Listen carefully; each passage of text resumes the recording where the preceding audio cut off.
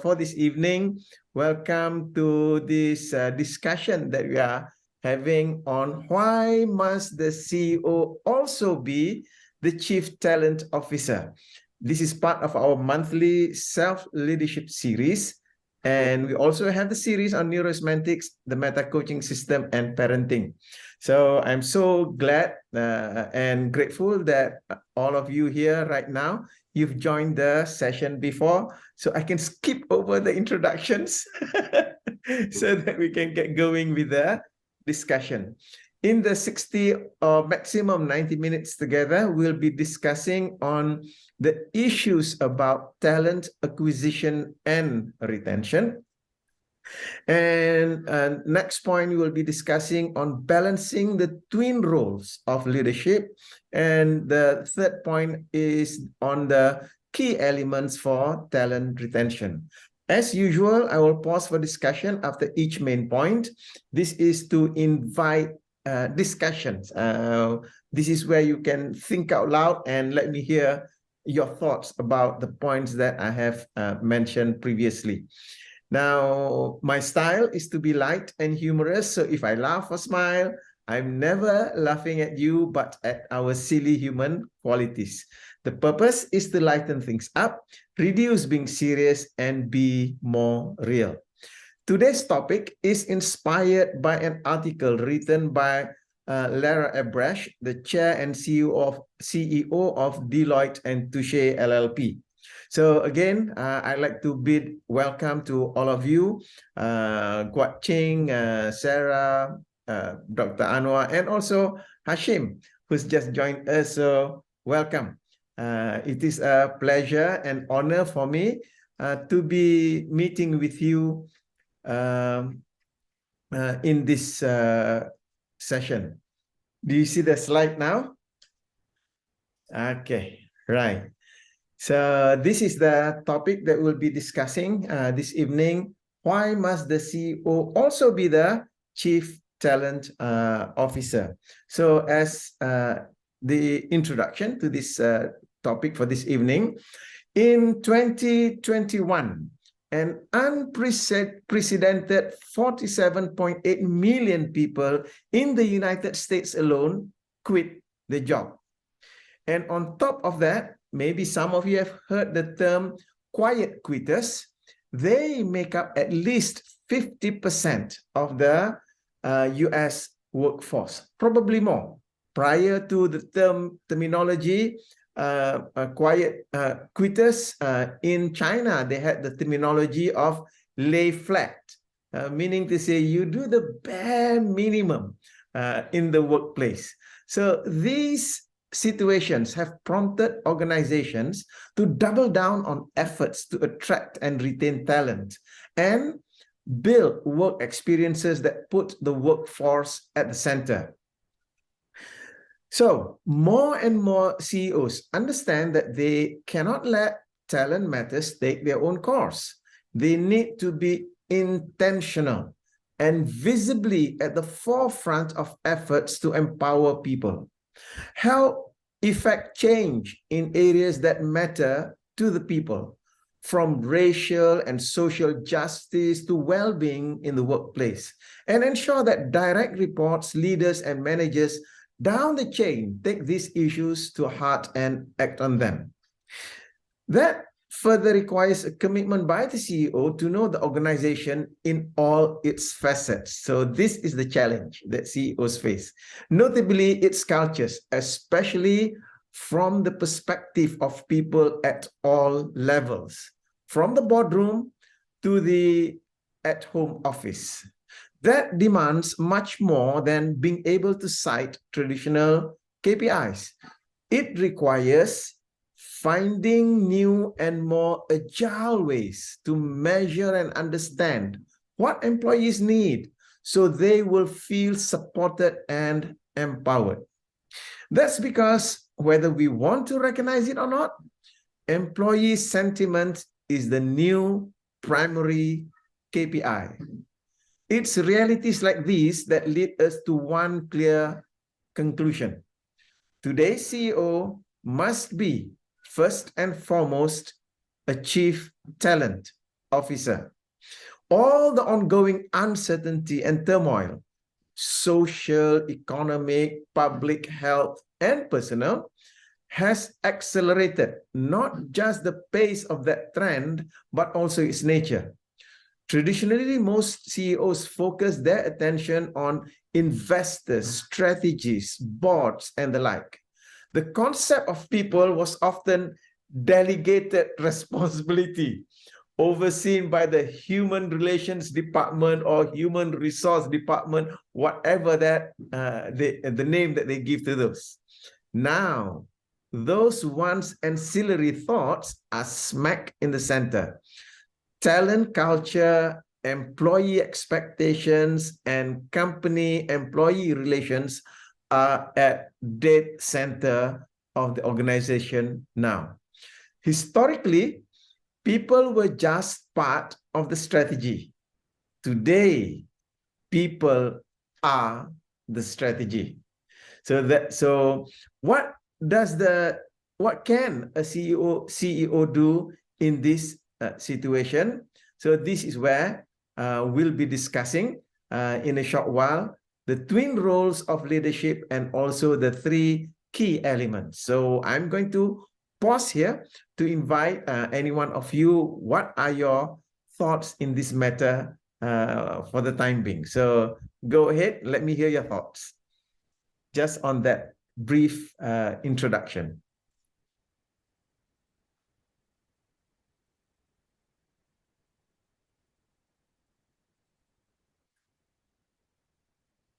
You okay with that, everyone?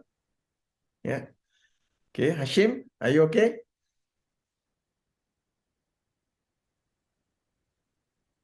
Right. So let's move to the first point, which is balancing the twin roles of leadership. I call twin roles because for many people, they overlook one of these roles. So what are the twin roles that the CEO as a leader and manager? We use the words interchangeably. However, for the purpose of this discussion, I will just to bring a little bit more distinction between your role as a leader and your role as a manager. There are specific distinctions with respect to the job function in your roles as leader and also as manager. The first one that I would like to bring to your attention is the meaning performance axis of leadership. So if we were to look at this meaning performance axis, you have on one end of the scale, that's the meaning scale. The meaning scale, that is where your role as the leader, it is about inspiring people in the organization, giving them drive and then and direction. So as a leader, the focus is being effective, getting the people to be effective, to identify the right things to do. So that's the meaning, the meaning axis. Then we have the role of the manager that is at the level of performance on the x-axis. The manager is concerned with the performance of staff. They're concerned with productivity and profitability. So when we look at these two roles, as a CEO, as a leader, you need to embrace those roles. The problem that I notice working with a lot of organizations is that leaders tend to just focus on the performance. They are not going into the meaning. And because of that, people are operating at low meaning. So either they'll be operating in this quadrant, whereby they are disengaged, or because of KPIs and all that, they are operating in this quadrant. That's where they are experiencing burnout. with what it is that they are doing. So that's why leaders needs to embrace both roles, the role of meaning making and also the role of performance. In that way, bringing your the people who are working in the organization, bringing up that self-actualization ladder to get people to be fully engaged in the organization. So this is the role, why these two roles are critical. You cannot ignore any one of this. And as I said earlier, many leaders, they make the mistake of just focusing on the KPIs, focusing on productivity, focusing on profitability, not doing enough in the area of meaning making, in the area of inspiring people, providing drive and direction to the people in organizations. So that's the first point with respect to the twin roles of leadership, to be able to balance between leading, that is meaning making, and also managing, which is focused on performance, productivity, and profitability. In that way, bringing the people into the quadrant of engagement in the organization. And as the CEO, another key thing that you need to realize is that to be able to develop multiple leaders at all levels. Why? Because the large majority of people who quit from the organization, who leave the company, they leave because they are unhappy at work. People want to work and want to be happy working. However, a large majority of them are unhappy at work because of their immediate boss. So that's why we want to create leaders at every level, leaders who create meaning, inspiration, drive, and direction to the people that they lead. Okay. Now, a few distinctions with respect to the core of leadership. We talk about the twin roles of leading and managing. So in the area of leading, this is what we call executive leaders. So in leading, as executive leaders, your job is to handle change and chaos. Leaders step into the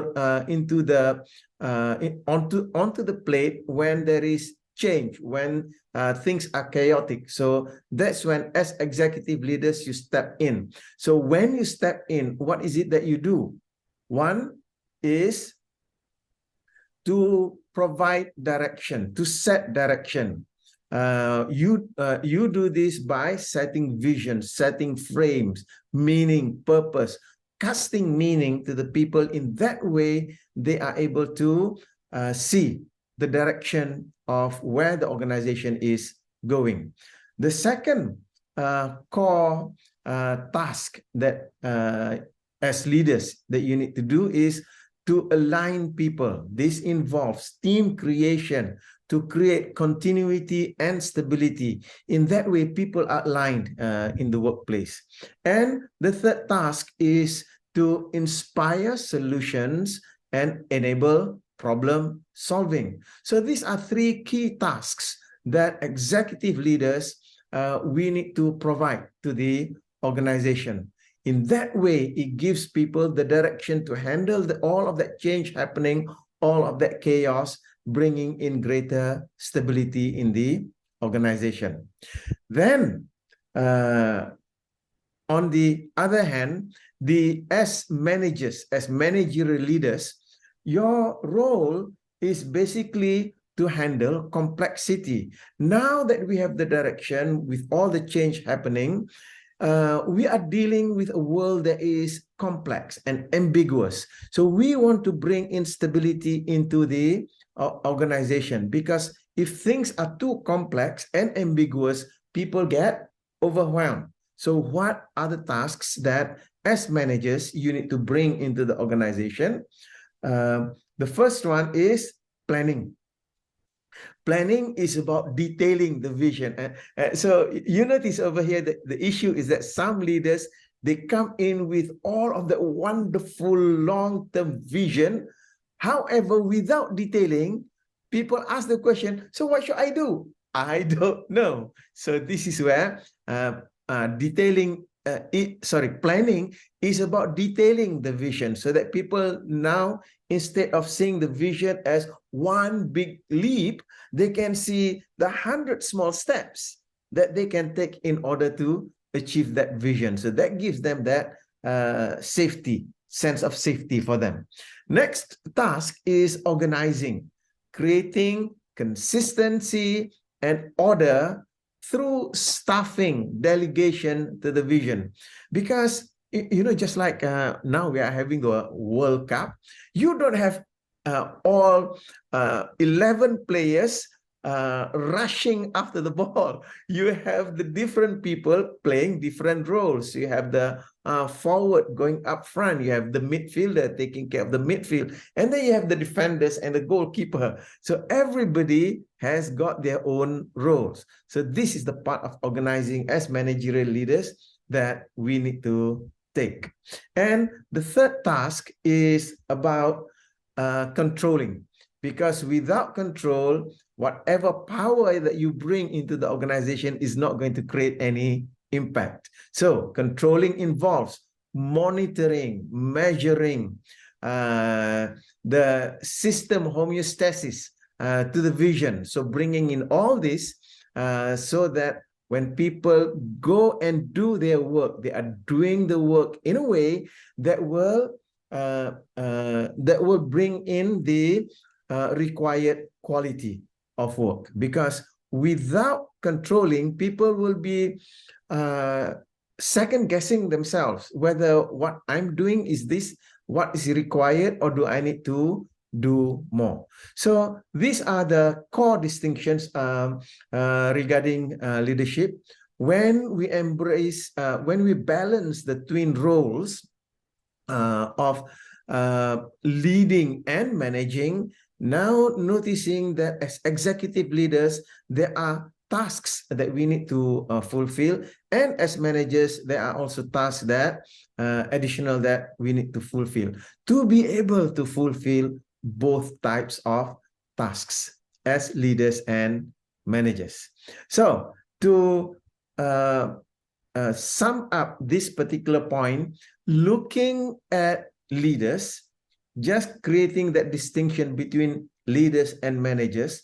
One, leaders focus on creating change because we want to have greater effectiveness. Status quo, what's happening right now, that's not enough. We need to create change in order to achieve higher level goals. Then leaders are there to create meaning, because without that meaning, there is no energy to go towards that change. Now, as a manager, CEO, the focus is on managing, solidifying, stabilizing, and integrating the change. So on one hand, you are creating change. On the other hand, you want to stabilize so that people can work towards the change. If you are just bringing in change without that stabilizing part, that managing part, people will play their own games. They do not know what to do. At the same time, managers, leaders who purely manage, they are not creating that new direction. People are just going along with whatever is available at that in that particular moment, and no change will also be happening. Then the second distinction here is that managers translate meaning into performance. So this is to overcome the issue of being the dreamer about how high-level meanings and not knowing how to perform. So when you as a leader embrace these twin roles, as a leader, the role of leading and the role of managing, only then you are creating an organization that is vibrant, that is alive, and that is growing. Okay, so let me pause there to invite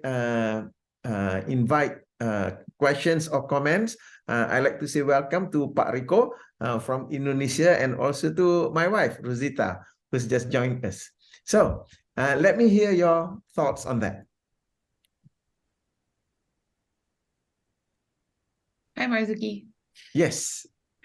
As you were talking about these twin roles of leadership, it reminded me of a book I once read. It's called Rocket Fuel, by Gino Wickman and Mark Winters. Yeah, that's the one. So it's about when you say the leaders of what do you call the executive leaders, in their term they call it the visionary, meaning they think big picture, they think far, they think beyond the years. And then after that, there's managerial leaders, they're called the integrators. So a great company would have these two combined, because like you said, when you have this grandiose idea and without someone who actually ground it and this break it down to the smaller steps, it's not, well, nothing ever gets done because it's just up there, right? So where I see myself, as someone who owns like a solopreneur, I definitely identify with the visionary role and not so much of the managerial role. So in that instance, in this situation, like what would you say to someone like, who's definitely bigger on the visionary side of the business? How do you balance it out? So especially as a solopreneur, you have to do everything. The reason is that you are so focused on vision, and then suddenly while you are having a Zoom meeting and everything goes blank because you forgot to pay the internet bill.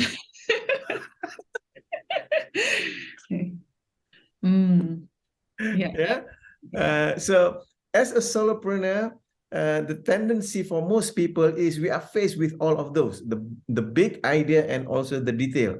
At the same time, for large organizations, they could also be trapped in the concept of over-specializing. So you have an organization where you have the Chief Talent Officer. So what the CEO does is that I already have the CTO, so let the CTO handle the people so that I can get focused on the productivity and all that. That cannot happen, because if the CEO himself doesn't take doesn't put enough attention in taking care of the primary talent, then the talent goes away, because there is that lack of integrity from the top with respect to talent management. So these are two things in organization people are talking about with respect to talent. One is to acquire talent, to get the right talent. When you employ the right people, these people can really solve the problems that you face. The other issue is to maintain that talent. So talent acquisition and also talent retention, to retain that talent. So if from the CEO's office, there is no commitment towards taking care of the talent, that's when talent leave. As I was thinking about this, you know what happened when Elon Musk took over Twitter? More than half of the talent left. They resigned. And knowing that Elon Musk is a very astute businessman, very experienced in that matter, my suspicion is that he did that deliberately, because Twitter was overstaffed. Deliberate what do you call initiative on his part, by saying that I only want people who are working hardcore in the organization. So when people leave voluntarily, then he doesn't have the issue of of voluntary separation package and all that. He doesn't have all of those issues. But notice when the CEO publicly show that I just want you to do your work, I don't really care about you, people leave. So that's why the danger when you have specialization in the organization and the CEO himself is not taking care of the welfare of the people, yeah, people leave in that sense. Thank you. So as a solopreneur, the bad news is you've got to do everything, and the good news is that you're doing everything. All right. Thank you so much. Thank you. Hashim, anything from you? Yeah, okay. When I see the title of your discussion this evening, I am very much attracted by it because I'm in the midst of having this issue now. The company that I'm working with, helping them in project management in all this. Two guys left, and these two guys are the key people. And what struck me was many months back, in fact, last year, I was talking to these two guys, and I was asking myself at the back of my mind, how long can this guy stay in this company? No issues like talent, and how the senior management, the board of directors take care of the talents of these people. Yeah. And the first thing that you put up on the screen was the statistics that people leave in the United States. 50% of them leave because of the management. Right, absolutely. Thank you. Thank you, Hashim. Okay, right. Pak Rico, is there anything you would like to add? Yes, in my experience in as to be a CEO is the more important how to attract the talent. Because in our company, in our group, many people or many employees they didn't like to be as a talent. Yeah, because it's not attractive regarding the remuneration or incentive to be as a talent. The second is how to retain the talent, because depend on the industry. If we work in the competitive industry, it's too easy the employees to move to the other company. So it's right the title in the topic this evening or in the morning in here, because now I'm in the Washington DC. Where? Washington DC. Ah, okay. Yeah. Okay, no wonder it looks bright behind you. Yes. I moved to here for 3 years, next 3 years. Okay. And that's our experience, Pak Marzuki. Yeah. So what is the how to attract? Yeah. The second, how to retain. Yeah. That's the point. Right. Thank you. Thank you. Thank you, Pak Rico. Now we'll move to the next point, which is the key elements for talent retention. Talent acquisition is one. However, when you acquire your talent, you want to retain them. So what do you do as the CEO, as the leader? What do you do in order to retain talents? So the first one is to commit. You want to put talent on the front burner. So you will be, you need to foreground talent. Yeah. Be attentive to the explicit and sometimes implicit needs of your workforce. Remember, today's KPI is the people. People is the modern KPI for organizations today. So to be attentive to the explicit and the implicit needs of your workforce. This requires your executive team to actively listen to a variety of voices in the organization and continuously recalibrate priorities as they implement the talent strategy, and be ready to modify again and again as circumstances and needs evolve and change. And above all, be prepared to experiment and be vulnerable. Be vulnerable. Now, vulnerability is often inaccurately associated with weakness, but being vulnerable is not a show of weakness. On the contrary, being open and vulnerable gives us an opportunity to inspire authenticity, to develop meaningful relationships and increase trust in a profound way. Why?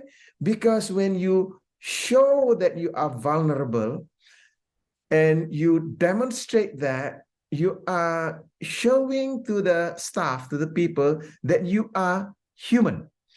Being vulnerable means being willing to admit that leadership does not have readily packaged answers to all the queries, concerns, and challenges it faces. And vulnerability can foster innovation at all levels and enable the sharing of new ideas and practices. So if we were to contrast the leadership style of being vulnerable and trying to show that you are the superhero, so when you demonstrate that you are vulnerable, you are fallible, you make mistakes, that's when from the ground up, people are willing to step in and provide solutions. However, if you show that as a leader that you are the superhero, you know everything, everybody will just clamp up. You know everything, so you do everything yourself. Okay, so this is what the first element is as a leader, to commit to the workforce, commit to them being as number one in your eyes, that they matter, and whatever it is that you do in the organization, you hold them in high regard and high esteem to take care of the needs of the people in the organization. So that's the first element.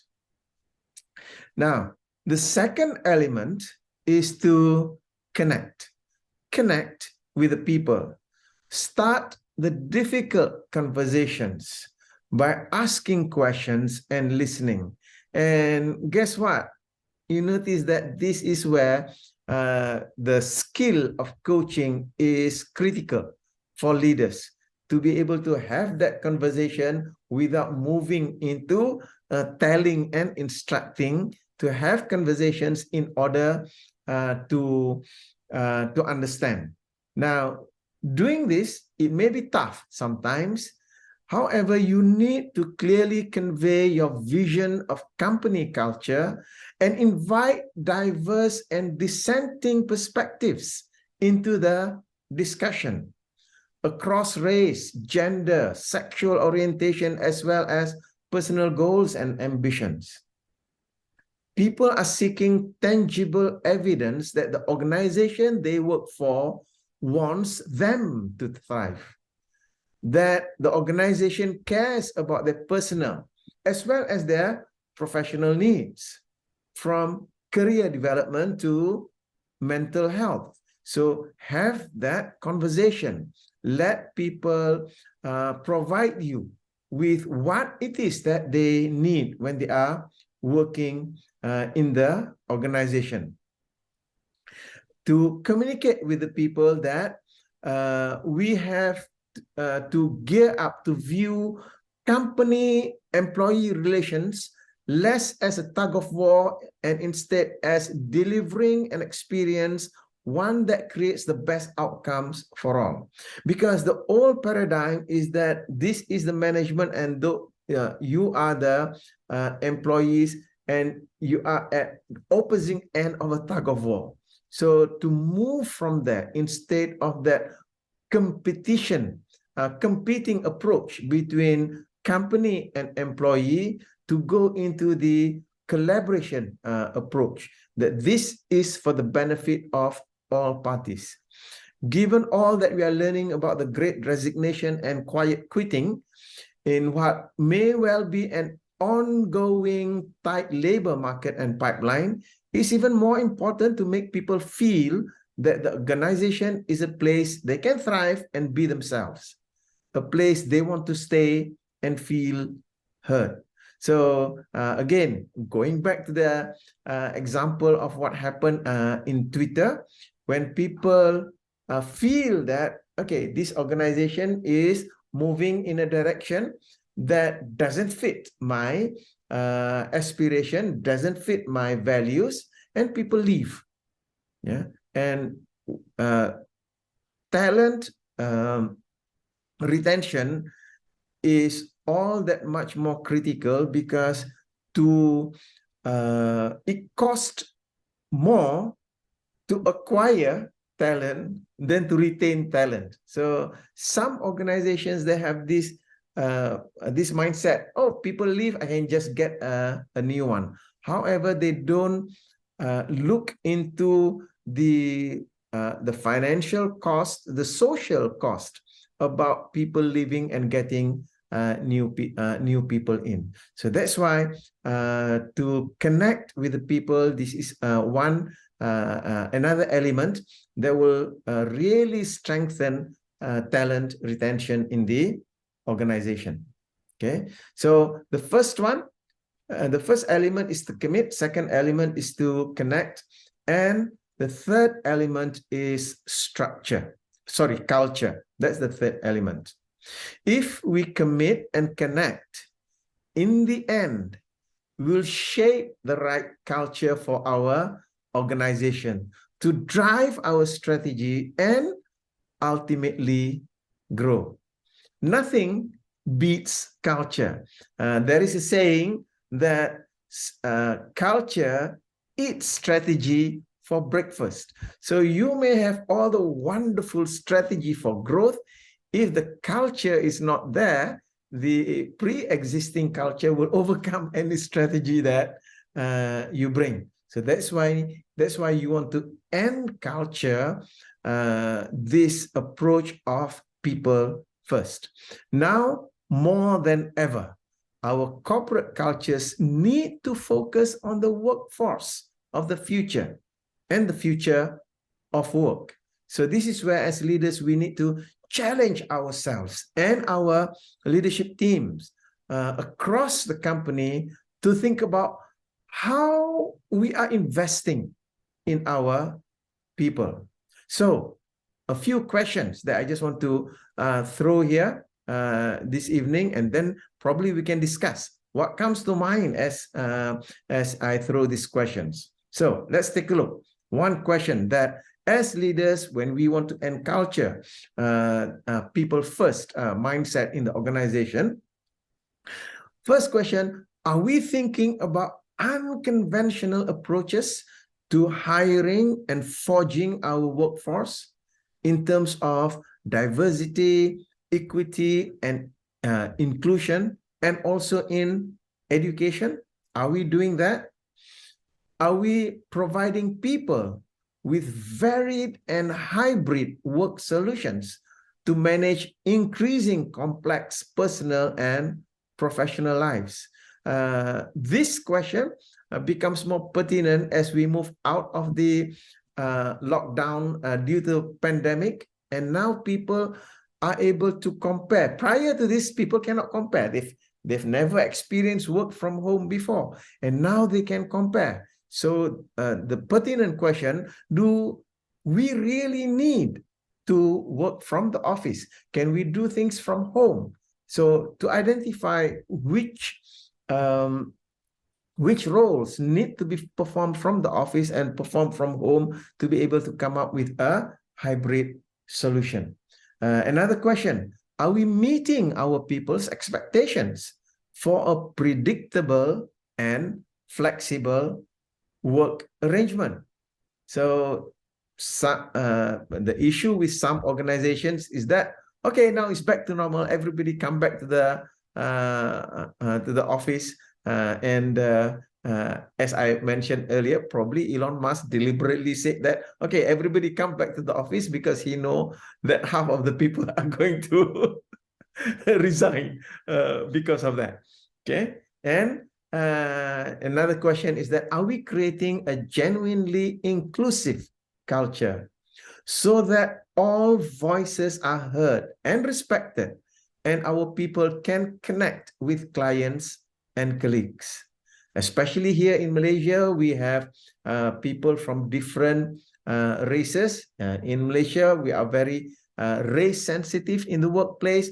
And not just that, we have the different generations from baby boomer right down to the millennials. So do we have a culture that is inclusive, or is it just favoring one segment of the organization? So these are some questions that we need to ask ourselves deliberately in order to enculture this concept that people matter, talents matter, and we are about giving the best to the talents in our organization. So that's basically the second main point for this evening. So let me just open up for discussion, just to say welcome to Tessie, to Dr. Kam, and also to Sunny To. Thank you for joining us. Right, so let me hear. What are your thoughts? Any questions and thoughts about that? Culture takes time, as what I've experienced in corporate situations, especially because of the hierarchy, and it very much depends on the leader, whether he has a big vision and he has a big heart, because everyone takes their cue from that top man. And if that man is so put together to please the stakeholders and the board, no matter what, then that fixes the culture for the environment, for the organization. However, if the leader so chooses to be magnanimous and forward-thinking, inclusive, then the whole culture, follows suit. So a lot of it depends on that one person. So as you say that, the thought that comes to mind about how do we yes, the leader leads in terms of the culture of the organization. At the same time, how does some companies, they manage to bring in the organizational culture and to be able to maintain that organizational culture? So, for example, you see quite a number of these Fortune 500 companies, no matter who the CEO comes in, they are just driving that culture of the organization. So what are your thoughts on this one?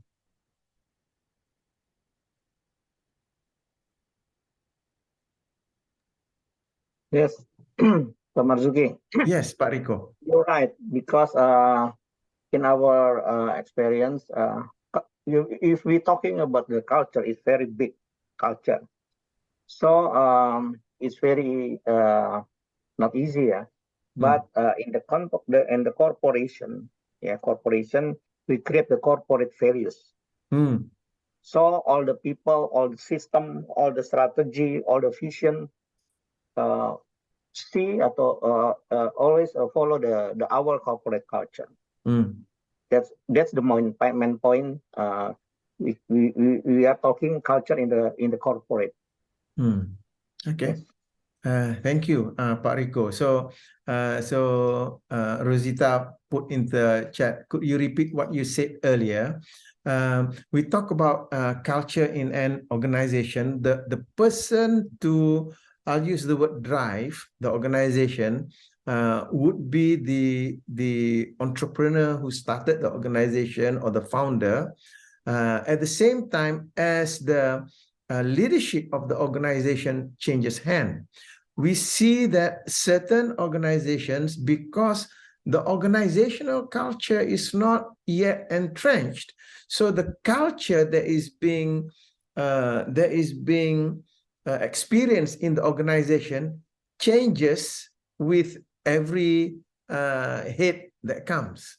However, we also notice certain organizations, no matter who the CEO is, they already have the corporate culture in place. Yeah, I would say from an outsider's point of view, Petronas is one good example, whereby they have their core values, and no matter who the CEO comes in, the CEO is just driving the new strategy.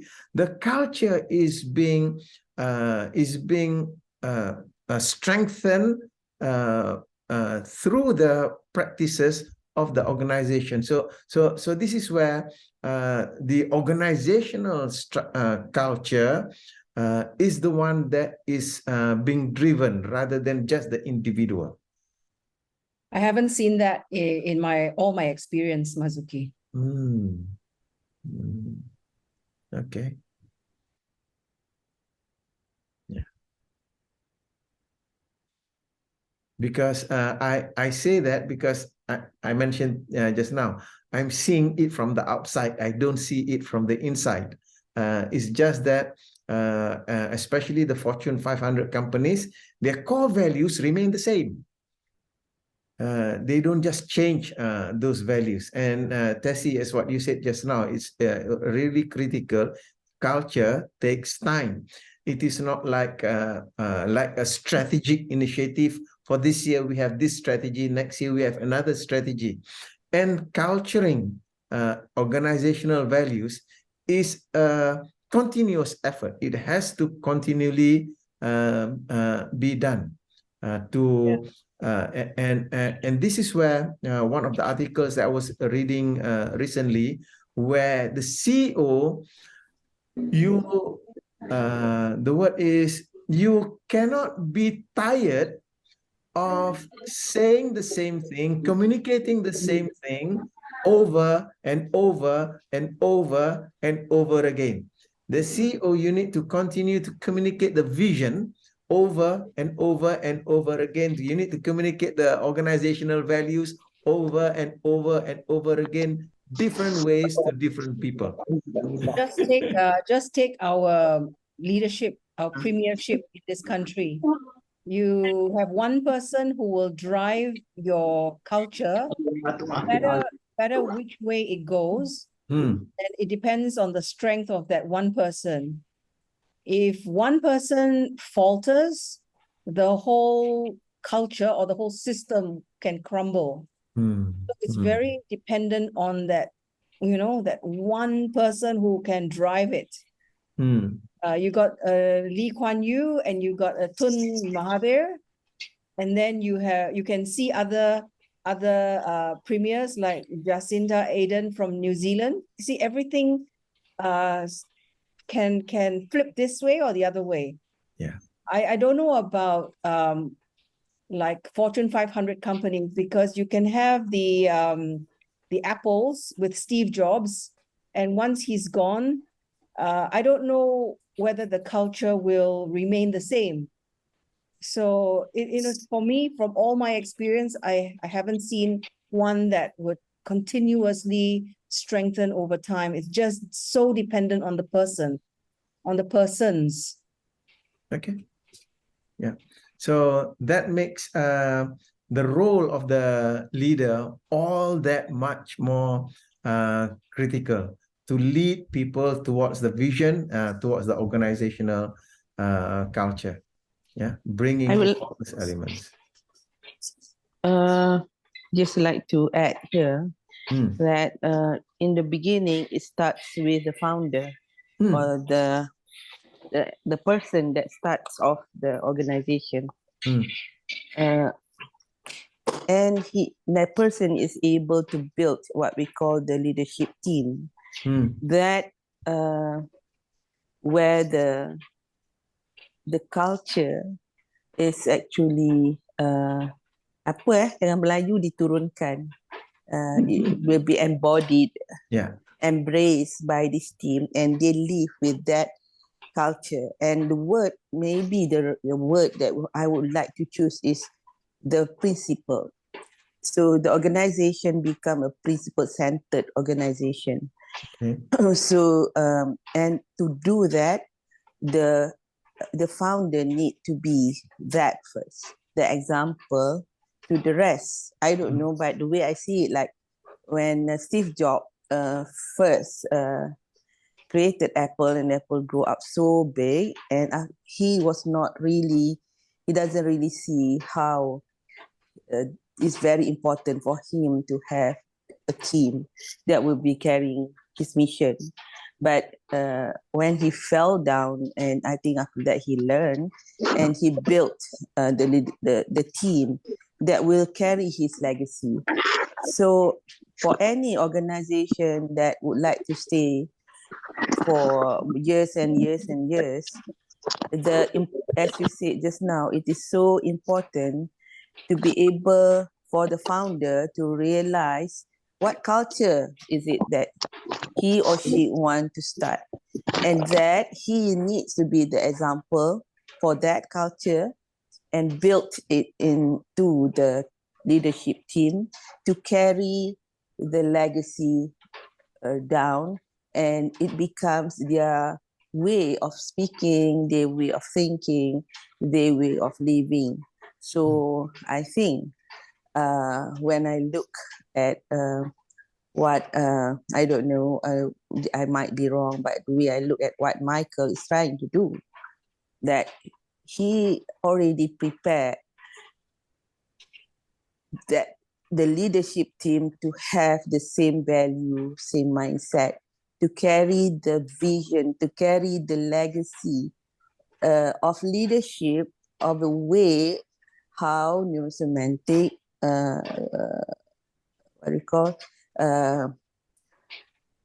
will be able to be not just finished with him.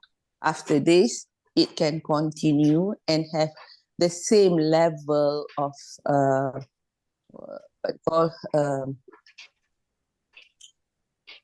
what will the word be, Ayang?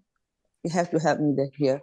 The same level of expertise, the same level of excellence. So I believe that is what he also wants to do. Thing is, none of the leadership member is able to write a book in a year, let alone 9 books in 2 years. Okay. So I take it from what Casey said just now. It's true. It's not easy. It's very not easy. And for us, for someone who have a very strong calling that they need to do, they have to see first themselves.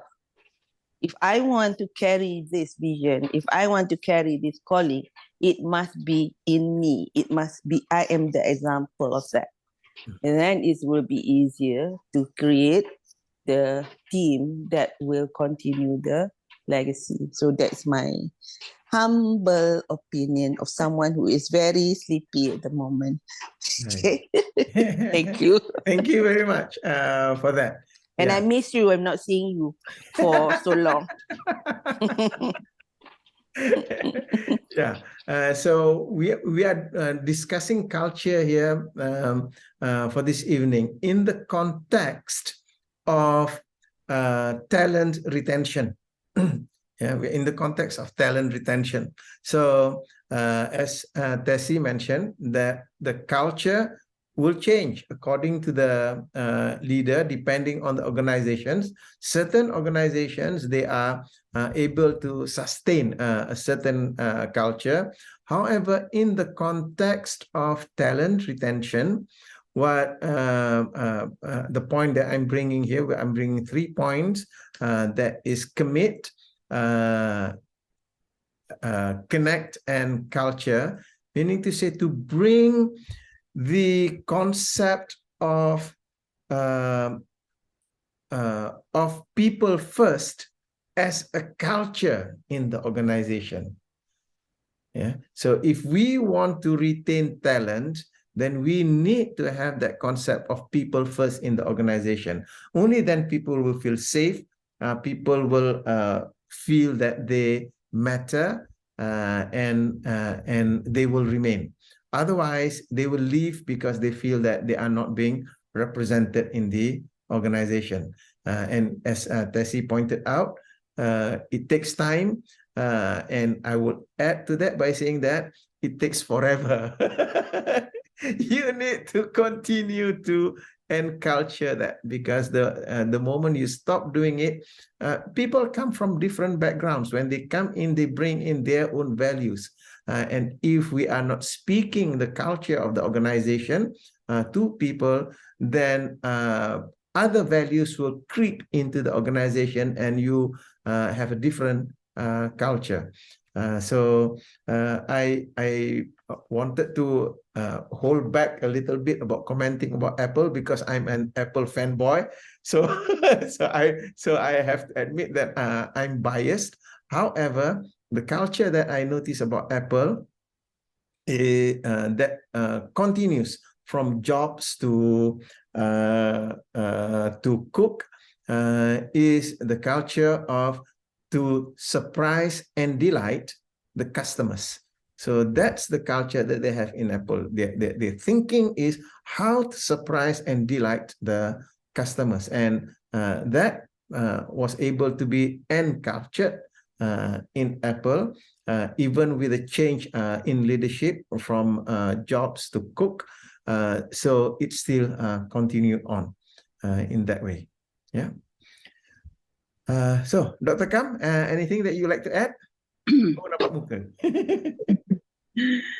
I just wonder whether the same thing applies to filmmaker.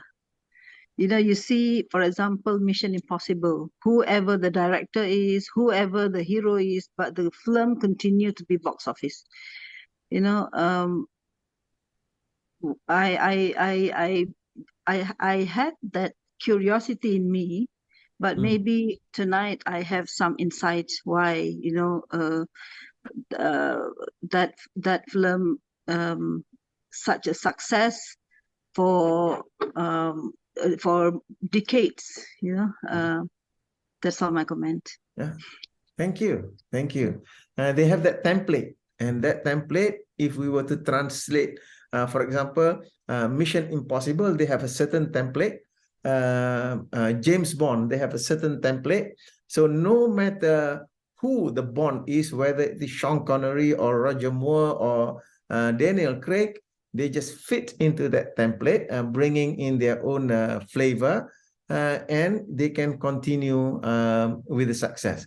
So probably in the context of organization, that template would be the organizational core values.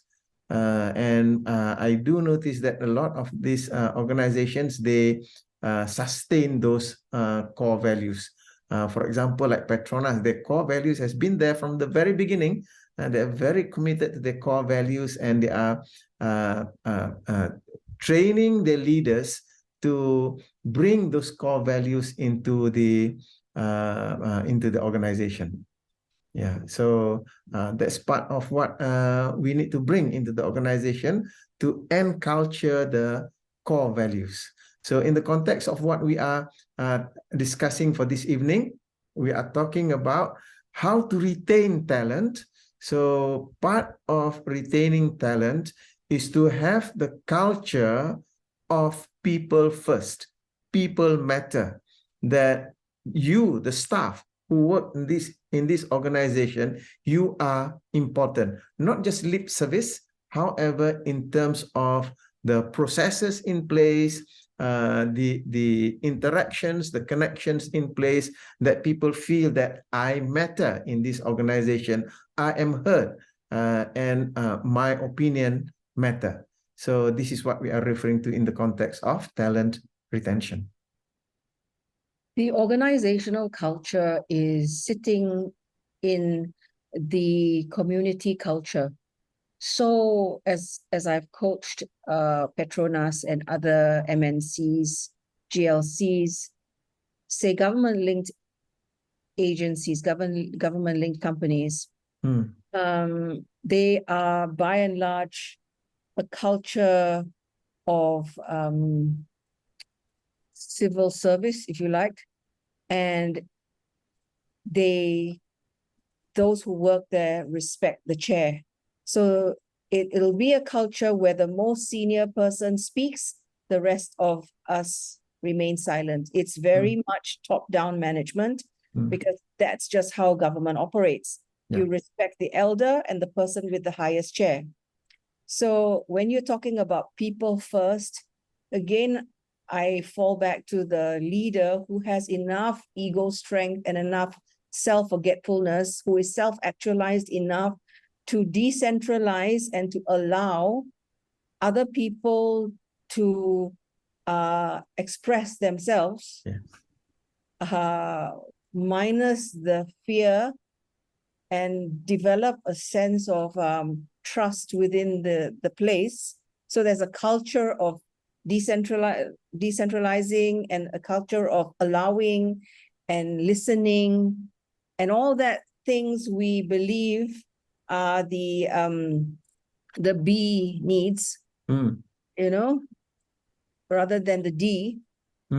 For me, I would say quite honestly, we are very, very lacking in this country. We can say we have all these idealistic hopes and aspirations, but I personally haven't seen any of it in my last 20, 25 years of it.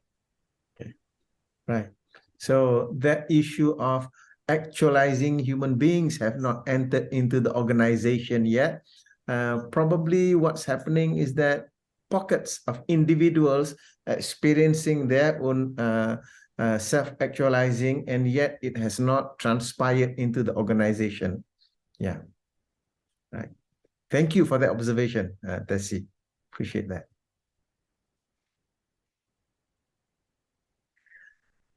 Okay, so coming to the end of the session, we talk about two main points this evening. The first main point is with respect to talent in the organization. Talent is something that the CEO, the leader, needs to take charge. You cannot just allow it to happen or expect it to happen. You need to take charge. So what we are looking at is that when we are looking at retaining people in organizations, taking into account the changes that we are seeing in the world today, the Great Resignation, the quiet quitting, and all of this. So we need to create opportunities for our people so that they can engage with us in the long term. Now, engagement is the highest level of relationship in an organization. So to ask ourselves as leaders, to ask ourselves, do we have the skills to bring people to that level? Because you at the lowest level, there's the resistance, non-compliance, the cooperation. Engagement is at the highest level. So it means that we need to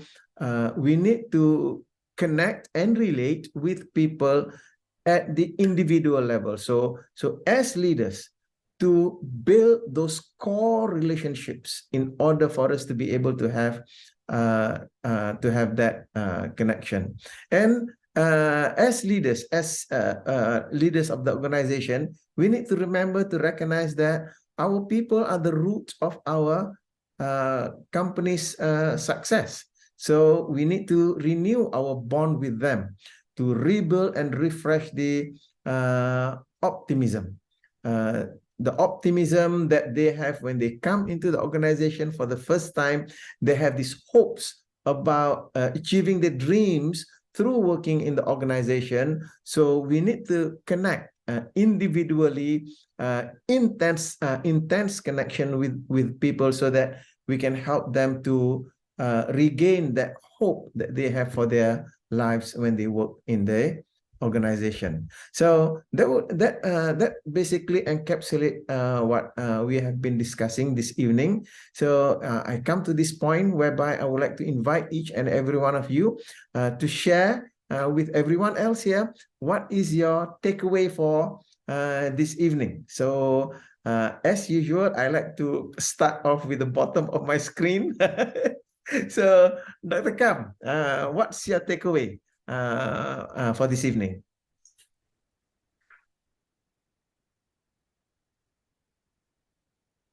You are still muted, Dr. Kam. We cannot hear you.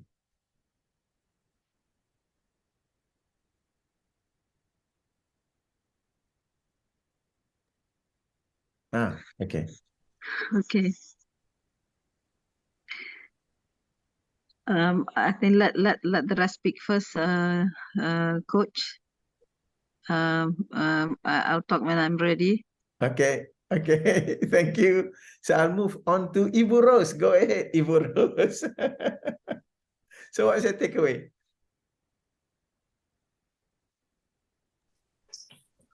My takeaway is I ate McDonald's just now. What? You asked for takeaway. Okay. I think there's a lot and very what you call very powerful knowledge, and what I truly appreciate what Tessie shared just now as well, and Pak Rico. I at the moment still processing what this discussion is all about. I get it from here and there, you know, about the importance of creating that culture and living with that excellent culture. And you mentioned something that it is forever, that we need to continue building it. Actually, I have seen an organization that is practicing wonderful culture, but I don't know how to comment on that yet. So when Tessie says that her experience is that's very good, because she doesn't say that it is none, but it is her experience. So I'm hoping that there is an organization that can be the example of what we are talking about today. So yeah, that is my takeaway from the discussion. And I think the ideas that you brought tonight, they are very powerful ideas, and I would like to hear the what you call the recording of this again. Okay, thank you. Thank you. So moving on to Sanito, do you have anything that you would like to add with respect to what you gained from the session?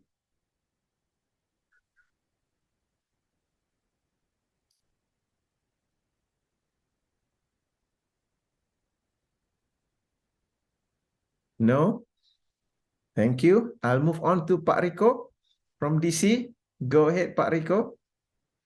What's your takeaway for today?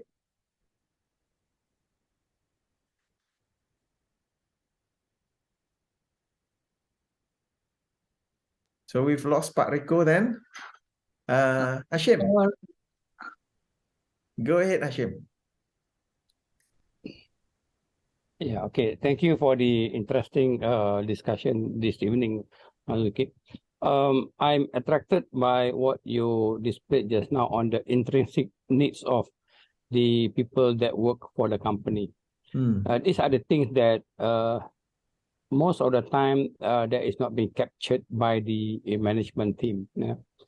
They say about, okay, the salary is well, we are about the same as the market values, those kind of things. But when I sat with this particular company, the founder and the owner, so he was concerned regarding the attrition rates that he was having. He said, partly because of my fault to not actually be listening, but after a while he realized that the good thing is to listen why people left his company. And the good thing is because I'm coming from the data analytics point of perspective. So I said, let's look at what the data tells about your company, about the people, why, the reasons why they leave. So looking at data, then we start to visualize how the data present to him. Then he realized that there are certain intrinsic things that people left. Those intrinsic things that people left.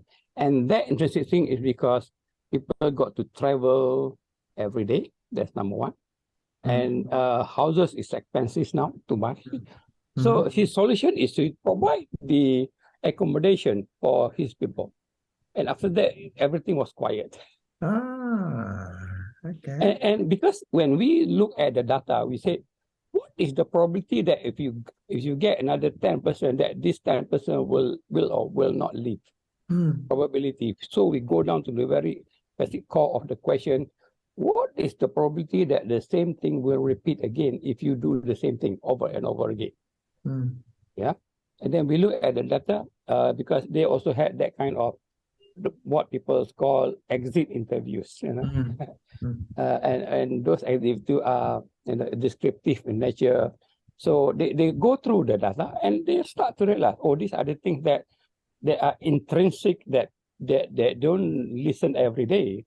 So because I mean they are very busy in day-to-day operations, taking things for granted that okay, but and that's how we look at things.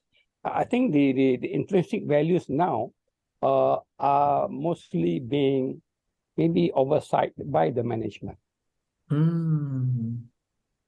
Okay. Something that is not measurable. Thank you. Yeah, thank you. Thank you. When you said that, the thought that came to my mind is that in creating, in being a self-actualizing leader and bringing in self-actualization into the organization, leaders need to not only be thinking about the benefits that the people are getting. When you mention about data, looking at what's behind it, so to go beyond the benefits, to be thinking about the meta benefits of working in the organization, the benefit from the benefits. So for some people, that is a deal breaker, not just what's out there, but what's behind it. That's the deal breaker. So thank you for mentioning that. Yeah. Moving on to Sarah. Go ahead, Sarah. What's your takeaway for this evening? Well, I'm not really into like big organizations, but it's interesting that this conversation or discussion led by you, thank you very much, was really eye-opening as someone who is married to someone who works in Petronas, and speaking of the core values and all that, even though I don't quite understand it, but I think I know what you mean when you mention from outside looking in. I'm definitely an outside looking in. So seeing that how the core values are actually pretty strong, because he's been with Petronas for, I don't know, 11 years by now, and seeing that the how when he handles his meetings, or when sometimes he asks for my input on, hey, how should I say this? And he is in HR, by the way, like talent acquisition and all this is so in his field. So it will be a very interesting discussion to bring into with him later on, based on what I just learned from you today. But yeah, but for me, it's definitely the whole reminder of leadership nowadays is really the whole meaning part of it, which is missing, I feel. Even just hearing from his point of view is like all the doing, the managing, the performance, and not so much of the meaning side. So yeah, that one was like okay, interesting, and a good takeaway from me. Okay. Thank you. Thank you, Sarah, for that. And Tessie, go ahead. Sorry, I was a bit late today. Traffic was very bad coming home. Yeah, I find this topic really challenging because you know, as neurosemantic coaches, we've been trained the frames to use in leadership. And then when we see them all being shattered by people in power, it's very demoralizing. So yes, through my experience, it's very top down and we have a long way to go. Culture is just the way we do things around here. That's my everyday explanation of what culture is, how we do things around here. So you can say whatever you want. You can have, you know, American companies writing your slogans and your brand promises, and you can have templates, but every day you live your culture. And, you know, it's like, pardon, your slip is showing because you can't hide your true culture. Thank you, Tessie. And last but not least, Dr. Anwar. Thank you. Thank you, Marzuki. Quite a lot of points to reflect on. Right? I'll rewatch the video again when I get the link. And you mentioned the first part of your presentation. You talked about the difference in leaders and managerial leaders. So Yes. that's one thing that when small companies or even solopreneurs like Sarah, and then you have 5 or 10 employees, naturally the leader, the owner of the business or CEO will juggle, or there's a balancing of the two. You cannot hope that you have 5 staff in the office and you expect them to do all the operation. You are the visionary, right? You have to do some part of the operations as well.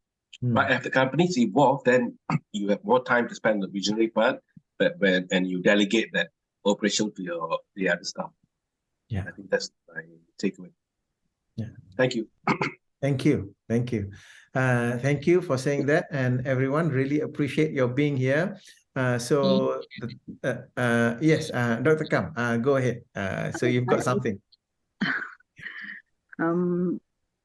After listening to tonight's lecture, then I realized, because my hospital Endora is expanding, focusing on culture is very, very vital in the process of expansion, because and I think our organization is moving on the right track, because we are focusing on culture first, to transform the culture and to create an Endorian culture before we are ready to replicate ourselves.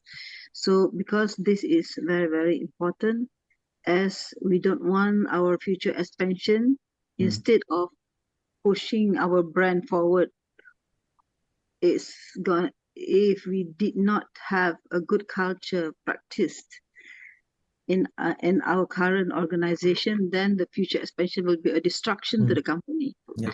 So, and then identifying the right talent is very, very important. And because to create such culture, you need the right people with the right attitude to bring this forward. Yeah. So this is one endorsement to me, tonight's lecture. When I focus creating high performance team and focusing on the culture in next year. So thank you for inviting me to be in this meeting. Really an eye opener. Really, you know, I am not more enthusiastic, even though to some creating culture, they don't see the numbers coming in immediately. But to me, this is very, very important. The essence in the organization is really important to keep the talent within. So you will not see, once the culture is created and is well accepted by the people, then you will see there will be your turnover of staffs will reduce slowly, and maybe we will not see, hopefully, to get zero is impossible, but it will be at the minimum compared to the rest of the industry. Thank you.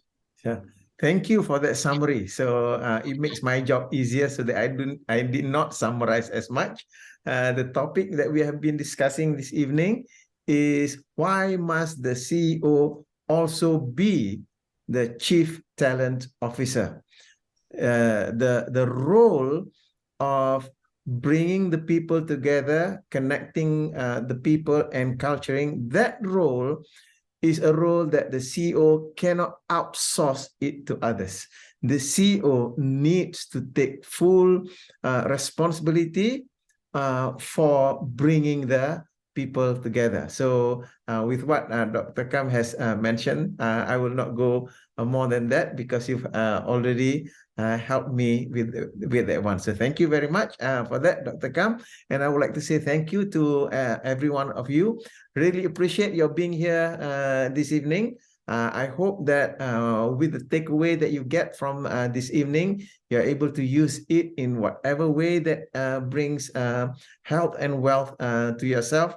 And I hope that we'll be able to meet again at some of the other sessions that we have here. So with that, thank you very much, everyone, and hope we meet again. Thank you. Assalamualaikum warahmatullahi wabarakatuh.